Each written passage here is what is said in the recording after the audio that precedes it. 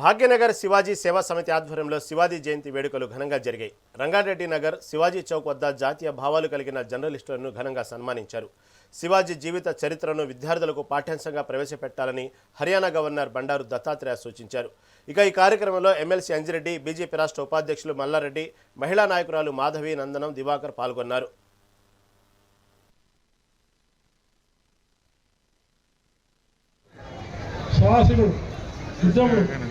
ధైర్యశాలి, శక్తిశాలి, పరాక్రమమైన సంపన్నుడు, అలాంటి గొప్ప నాయకుడిని నేను ప్రభుత్వాలను కోరుతున్నాను.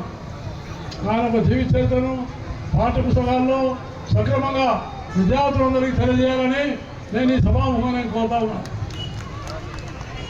అలాగే ఛత్రపతి శివాజీ మహారాజ్ కేవలం మహారాష్ట్ర కాదు, మొత్తం దేశానికి స్ఫూర్తి పదార్థం. అందుకని మనందరం కూడా ఆయన నివారణ అర్పించమంటే సమాజంలో మార్పు తీసుకురావాలి.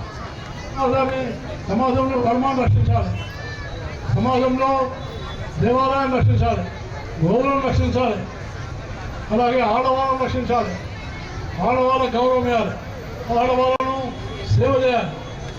ఆ రకమైనటువంటి ఒక భావాలతో ఈ దేశంలో ఎంతమంది యువకులు బయలుదేరితే అది శివాజీకి నిజమైన నివారణి.